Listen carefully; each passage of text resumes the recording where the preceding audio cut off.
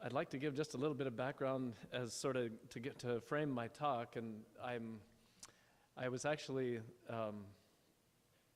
as Glenn said, I spent 11 years working in a mission hospital for a large NGO called CBM, and I really appreciate the wisdom that Dr. Brinks offers in giving advice about how to work in an international setting in the modern world. And because the requirements are shifting, the work we do is shifting.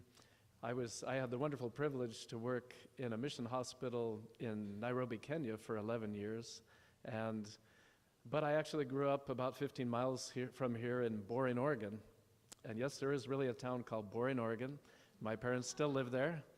And I just think it illustrates how God sort of has a wonderful sense of humor, because he can bring some kid who's grown up in Boring, Oregon, and give them some exciting life serving him somewhere, if we're willing. And so when I finished my Army scholarship, my HPSP program, and I finished my residency and then my obligation in the Army, I had felt this tug in my heart where God was saying, I want you to serve me somewhere. And so when I was making the decision of what to do after getting out of the Army, I picked up a brochure at one of our meetings, and it was for CBM, and they needed ophthalmologists at that time around different parts of the world. And next thing I knew, we were in Nairobi. And my other big acknowledgement is that not only my wife Sally helped with these bags, but she put up with living in another country for 11 years, and she helped us raise 3 of our own bio kids, and then we adopted 2 Kenyan kids. And so without my wife Sally, I don't think I really would have been able to accomplish much. So, and if I've taken too much time on my talk acknowledging that, that's okay. 2 weeks from now, we will have been married for 30 years, and so I really appreciate Sally. So my talk is going to raise more questions than answers, actually, and so I'm just acknowledging I have no financial interests. I just want to give you a couple of facts about Oregon to set a stage for what I'm going to say. Oregon is a relatively sparsely populated state. We actually have a number of Russian speakers here. That's the 3rd largest language group because of old believers from Russia who settled here. It's a very diverse state, very, very much geared towards outdoors. So if you love the outdoors, then people love to live in Oregon. We're number 3 in the US as far as rainy days per year. Number 1 and 2 are Buffalo and Rochester, New York, but I believe their precipitation falls more in the form of snow. We've had a lot of immigrants in recent years, and so we have approximately 10% of the population is foreign-born. We've had a very colorful governor, Governor Kitzhaber, an emergency room physician who was ousted because of corruption charges just recently. It's a very blue state, Democratic president candidates for the last almost 20 years, almost 30 years. We've joined Colorado and Washington in legalizing marijuana, but despite being progressive politically, we also have a lot of social concerns, the 3rd highest state in food stamp users. Religion in Oregon is kind of complicated, and it's not really the most friendly state for religion. It has the highest number of residents who are unaffiliated with any religion in the recent Pew poll. About 40% of the residents never or seldom attend services. But on the flip side, which is kind of interesting, 30% of Oregonians will identify themselves as an evangelical Christian, which is actually slightly higher than the national average. If you look at defined religious groups, the Catholics have almost 15% of the population. There's a large number of Mormons, and there's Protestants who are divided, as you all know, into many, many subgroups, but Protestants would comprise about 30% of the population. The first church in Oregon was built in Oregon City at the end of the Oregon Trail, a Methodist church in the 1850s. The healthcare climate around here is rather interesting because even though it's a state that has very low church attendance, the largest, most successful network of healthcare is the Providence system, which is Catholic, and it's a multi-state network. The Legacy system has Episcopal roots, and it's the 2nd largest in Portland. The Legacy system includes Devers Eye Institute, which is not far from here. There's a large HMO called Kaiser, many of you are familiar with, and OHSU is actually a public corporation, which was a very unique, very unique arrangement that when I was in medical school, when I graduated in 1990, our tuition was $5,000 per year. But since becoming a public corporation, the tuition is now about $50,000 a year. And my grandpa gave me very good advice and told me not to go into debt for medical school, and so that's why I joined the Army, and I calculated that I probably saved a whopping debt of about $30,000. And of course, then we have the VA system. There's a couple of large private groups of ophthalmologists in Portland. There's a group of private retinal specialists. There's a large OD referral network, and then there's employed MDs like myself in some various systems. So the crux of my talk is what can Christians do as far as speaking or acting in the workplace? And really the question is, what does God expect of us?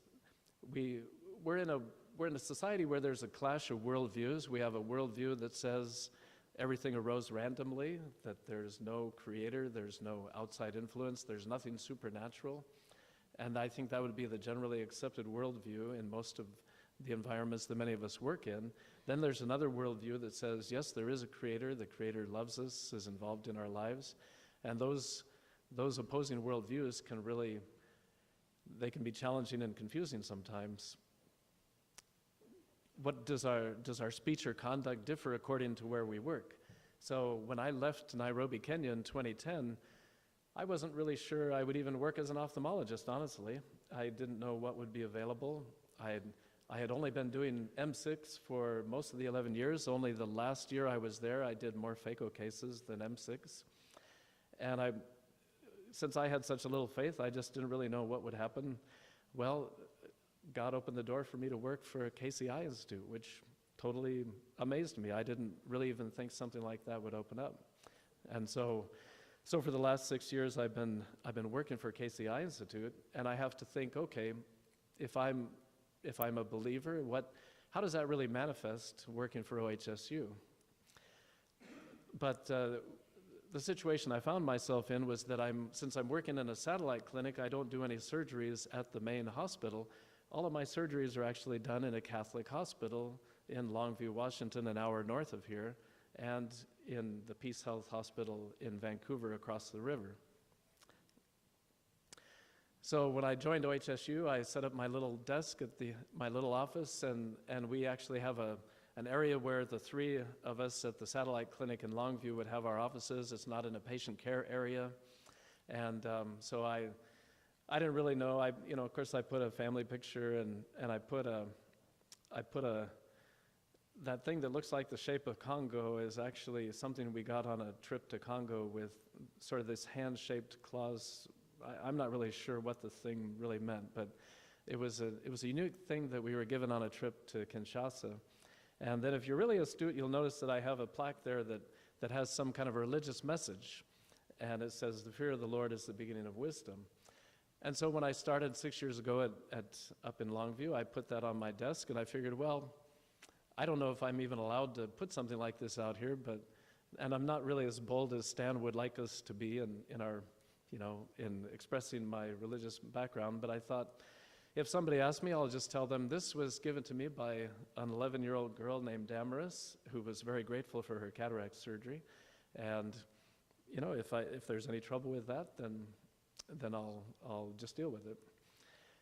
But it turned out that nobody really bothered me about it, and the two doctors that I worked with, they must have gotten over their idea that I might be a religious nut of some kind, and they still referred me cataract patients.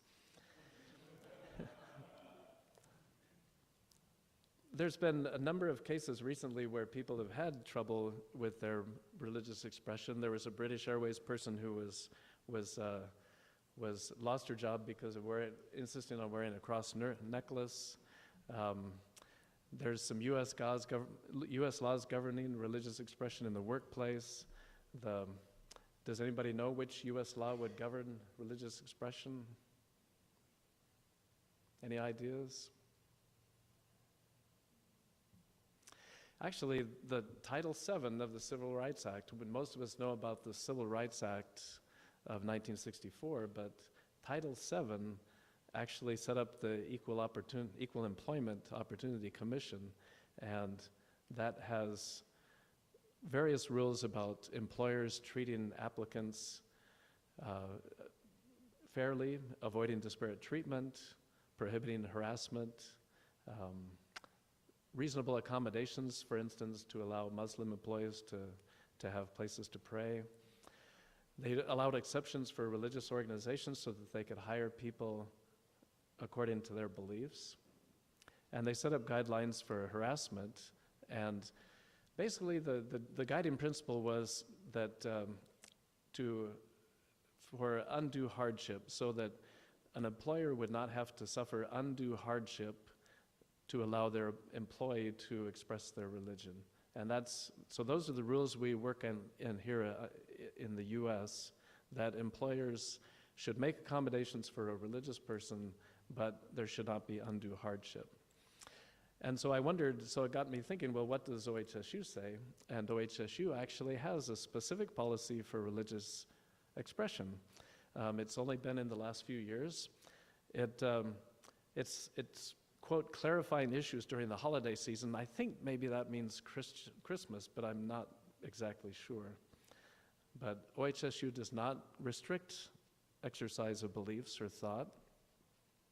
And I know this is too many words for one slide, but it's basically saying that OHSU will not restrict religious expression except where it poses undue hardship on OHSU as a business, or it creates the idea that OHSU is endorsing religion. And I think that's really a pretty generous policy. We as employees and students, we can display religious messages, but it's not supposed to look like OHSU is endorsing religion. So, and it should be reasonable, content neutral, it shouldn't interfere with the work environment. So could I put my plaque by Damaris out at the front desk if I was a receptionist? Well, the answer is no, because that would give the impression that OHSU is endorsing religion, even though it's a very vague, very vague general statement. But back in the doctor's office, where it's not a patient care area, that's definitely allowed. In fact, I could probably do a lot more as far as religious expression. What I found out was that at the Catholic hospital at Peace Health, they are very open about their ministry, their mission, which is to carry on the healing mission of Jesus Christ by promoting personal and community health. So they freely admit they're a Catholic hospital. They have no problem, they have no hesitation to accept criticism or backlash. They're very clear about that. And so I really enjoy doing my surgeries at Peace Health because I support their mission. When I get there on a surgery day, the first thing I do is I'll go to the chapel, I'll ask God to show mercy to all of our patients, and then when I'm getting ready to take the person back to surgery, I'll tell them we're going to pray for a successful result, which sometimes they look at me and they think, how can you say that if you're with OHSU? And I've had people actually give me negative responses when I tell them that I'm praying for them. But most of the time, people are very happy about it. So I'm in a situation where I have to think carefully about who am I really serving. Obviously, I'm serving Christ as a Christian, but I have to operate within the rules of the university that I work for. As I said, my talk creates more questions than answers. I think it's good for all of us to know what our institutional policy is, but then even when we have an institutional policy, we still have to think carefully about what God is calling each of us to do. And so far, being naturally the type of person who likes to avoid conflict, I'm not really looking to pick a fight or to create a problem, but I'm very grateful that God has been blessing the work that I've been doing. He's given me many more patients here in this area than I even expected. And God has just been very gracious. I actually was born a few miles away from where Dr. Gimbel's farm is, and I've often wondered why I was born in Canada, but God has given me the chance to serve him in many ways. And I'd like to end by just putting a plug. I'm trying to follow Dr. Brink's advice and set up a community of setting sort of a long-term arrangement for a community of helping an overseas project. And so in the last few years, I've been going with Ben Roberts from Tenwick Hospital and doing some cataract surgery up in South Sudan.